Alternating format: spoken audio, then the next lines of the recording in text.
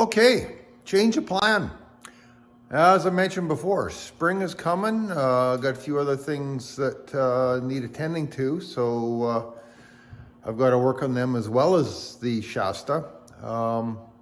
So what I'm going to do is I'm going to start building the front and back walls so I can get the aluminum exterior on this thing, so if needed I can take it outside and put the other things in the shop. So here we go. Every video I watched, every Facebook post I watched, they all said take lots of pictures. Well, I took some pictures. Fortunately, I wrote down all the measurements, and we'll see if we've got enough.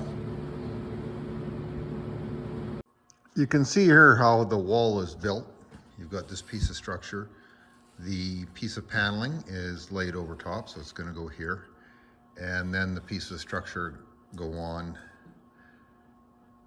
And what I'm going to do different is my piece of structure are going to go right to the edge here. This piece of plywood here was continuous. This is original. This is what I added because I put in the higher roof rafters. So my piece of plywood will butt up to the structure that I put in. And the other thing that they did that I've got to figure out, this is about 3 layers of really thin plywood and it's not glued together. So it makes it just not as strong. So I'll figure out a better way of doing that as well. Some things are easier done with more than one person. Anyways, I've got it in place and I can start stapling. That went easier and faster than I expected. Now we'll just put some structure on the outside and mark out the window. Then we will start on the bottom piece. So from my not comprehensive enough measurements and drawings, I'm trying to determine out where that back window is going to go. Aesthetically, it would look the best if the windows were all in line. But looking at my pictures, the rear window is higher. So this is one of the reasons you want to keep all your old parts. I started thinking this out. You've got the sofa back here. There's the one support for it. And you wouldn't want to have the sofa base with the sofa cushion sitting on top and sticking above the window. So that's why you keep all your old parts. So I just went out and measured the sofa height from the cushions, and I know where the base is, of course. So we'll figure out where the bottom of the window is going to go. Every time I go to take a video, the furnace is running, so my apologies. So I've got the lines marked out on the height of the window. Those lines are for the opening of the window. And then I centered it and put the vertical lines. So that is for the opening, and I will frame around that. I'll put a horizontal board here below, one here above. Eventually another one will go here where the 2 panels meet. There wasn't one there before, but it's gonna add a lot of strength to that back wall. The framing for the window is in. Pre-drilled holes to screw these in, and then pocket screws here. And you can see I've got a gap here and there, and when there's enough flex in that panel that when I go to attach it to the framing, it'll all fit. Plus, when I do the cutout in this area for the window, this won't be quite as strong. So that'll make it all fit good. I checked all my pictures that I keep complaining I don't have enough of, but that was framed the same way. The other thing is on each end of these vertical boards, I've got a 10-degree angle to help them match these that are on the curve. I cut out the opening for the window and clamped the 4 corners to the boards. You can see with the clamps, the gap is pretty much gone in here. And I've got it glued around along all those boards. See, you can even see some dribbling out. And then on the perimeter here, I stapled the paneling to the framing as well. It just helped hold everything together. That'll be covered up by the inside bezel on the window. On the original framing, there was a board along here, but it got tossed because it was rotten. And as you can see, I have cut this board to the same angle as the slope on the wall here, so that the wall board will fit nice and tight to it. There is a joke in woodworking that you can never have enough clamps. Well, apparently I don't, because I needed those small clamps, so I had to get out the ridiculously long ones to go where I had the short clamps. Hey, I've got the back wall in. Pretty happy with how it turned out. I've just got some small trimming left to do right there. As I've noted before, the trailer's not square, so when you put on a square piece of wood, you've got to adjust. And yeah. Now here, and I'm going to show you this inside, but where this panel and this panel meet, see there's a seam there. I've glued it there as well as these boards around the window, and I'm going to show you inside. I am really happy with how that. There's the inside. Now the wood looks a little different because some of it's finished, some of it's not. But the seam, I mean, you can see it, but it's more because of change of pattern in wood than anything.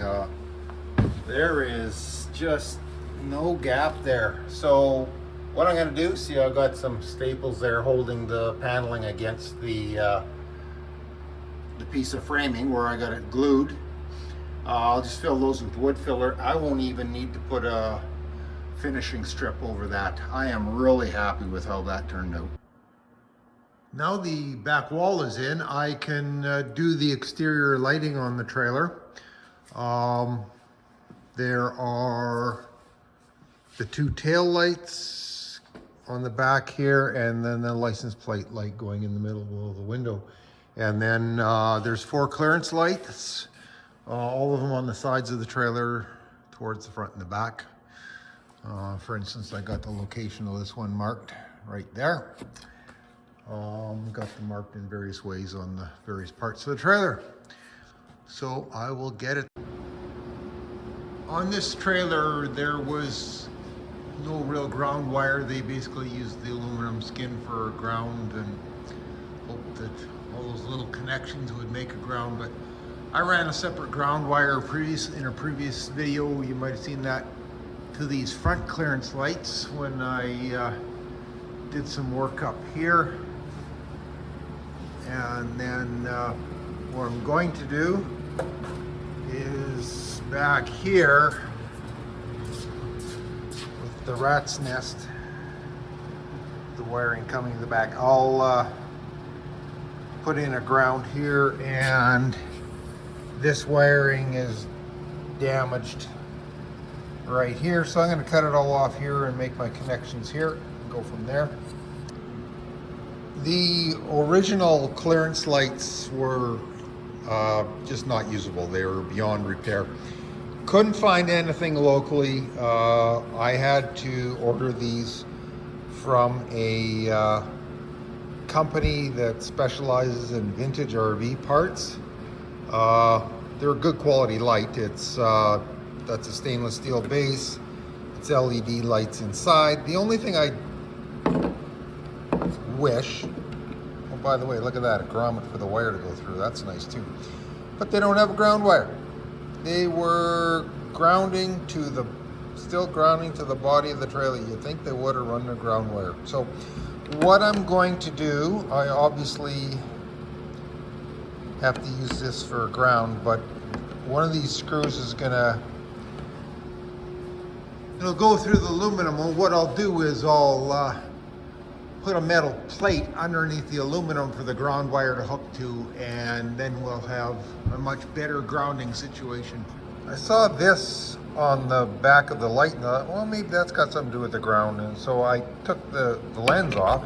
It's a good heavy lens, and you really start appreciating how thick that stainless steel base is. And they've got everything sealed here. This is a really good quality light, and I can't believe they didn't put a ground wire in there, because this is sealed off too. So I guess if that rubs against aluminum, it's going to be your ground, but I'm going to stick with my plan of having ground going to that backing plate. The other thing on these beautiful lenses is they were $20 US, which I thought was enough, but by the time I was done paying freight and brokerage, there was no duty because they're made in the USA. These things ended up costing me over $40 a light, so they better look good and bright. The tail lights don't have a ground on them. They just use the body for the ground. I'm running separate ground wires. So what I've done is I put this ground wire in here, run it through the back of the base with the other wires, and then this mounting screw will go here. So that'll connect the ground to the base. And the license plate light has no ground. The only place was this base. So what I'll do is, it is going to be here. This is the center of the trailer. That's where it's screwing to. And so I put this aluminum here around this piece of structure, and the base will screw to it. And I've got a ground wire going to it. So while not a perfect ground, it's definitely much improved. I was about to hook this up. This is the original wiring coming from the front, and then I realized this is pretty thin wire. So I ran a new set of wires up front. This is 18 gauge, this is 16 gauge. And then as I've mentioned in a previous video, when you don't have all the wire colors, you get the tape out. So red for left turn, and green for taillights. And of course I did have white wire for ground. The wiring for the back end of the trailer is done. So at the side where the clearance markers are, I was talking about those clearance lights have no ground wire. So I've got a ground wire to this metal plate. This will be underneath where the aluminum skin is, where the light screws on. So when it screws into the here, it will have a ground. And yeah, here's your power wires for the clearance light. This green one here is the original. It goes up to the front to feed the front's clearance lights. And I've got a separate ground wire run for those. And then on the back here, I've got it coming through the wall. And I've got the lights here for the tail signal light. Power here for the tail light, or license plate light. Same thing here on the right turn, and then of course there's the plate for the right side marker. So up here at the front, I will do something similar where these front clearance lights mount. The wiring for the front clearance lights is completed.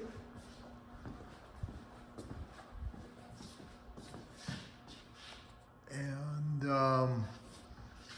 one thing to mention, I could have just had it so that the ground wire was going to aluminum skin, but the nice thing about this connection is it's one layer removed from any chance of moisture getting in there, which would cause corrosion and which leads to bad connections. So it will just be that much better. And the other thing with these is this gives one more layer of backing for the clearance lights to screw into to make them that much more solid.